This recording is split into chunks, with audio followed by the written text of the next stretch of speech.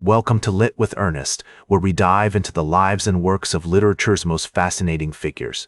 Today, we're exploring the remarkable life and legacy of Alexander Pope, one of the greatest poets in the English language. Born on May 21, 1688 in London, England, Alexander Pope was a child prodigy who suffered from poor health throughout his life.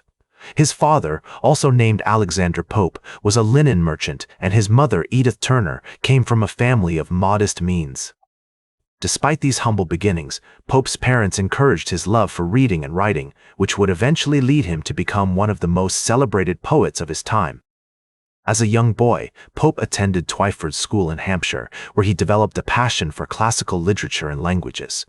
However, due to his poor health, he was largely self-taught, devouring books on philosophy, history, and poetry. This autodidactic approach would later influence his unique writing style, which blended wit, satire, and intellectual curiosity. Pope's early life was marked by both literary triumphs and personal struggles. At the age of 12, he began writing his own poetry, and by 16, he had already composed some of his most famous works, including Ode on Solitude and the Pastorals. However, his health issues persisted, and he suffered from a condition known as Pott's disease, which left him with a curved spine and chronic pain.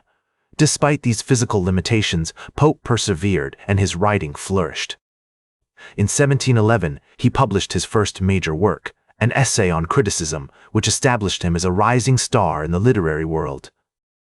This was followed by The Rape of the Lock, a satirical masterpiece that poked fun at the excesses of high society and cemented Pope's reputation as a master of wit and irony. Pope's major contributions to literature are numerous, but perhaps his most significant achievement is his development of the heroic couplet, a poetic form characterized by rhyming pairs of lines in iambic pentameter. This innovative style, which he perfected in works like the Dunciad and an essay on man, raised the bar for English poetry and influenced generations of writers to come. One of Pope's most enduring legacies is his use of satire as a tool for social commentary.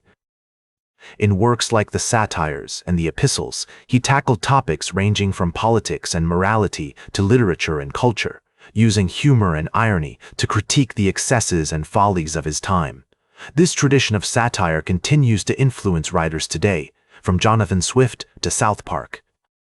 Pope's legacy is complex and multifaceted. On one hand, he is widely regarded as one of the greatest poets in the English language, a master of form and technique who continues to inspire writers today. On the other hand, his work reflects the biases and prejudices of his time, including his views on women, slavery, and social class. It's essential to acknowledge these limitations while still appreciating the enduring value of his poetry. So what can we take away from Pope's life and work? For one thing, we can see the importance of perseverance and dedication in the face of adversity. Despite his physical limitations and personal struggles, Pope never gave up on his passion for learning and writing. We can also learn from his willingness to challenge the status quo and speak truth to power, even when it was unpopular or difficult. Pope's work continues to influence modern writers, from T.S. Eliot to Zadie Smith. His use of satire, irony, and social commentary remains a powerful tool for critiquing contemporary society. By studying Pope's life and work, we can gain a deeper understanding of human behavior, thinking, and emotions, as well as the cultural and historical contexts that shape our experiences.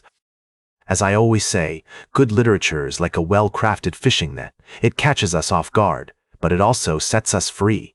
Pope's work may not be as widely read as it once was, but its influence can still be felt in the way we think about politics, morality, and human nature.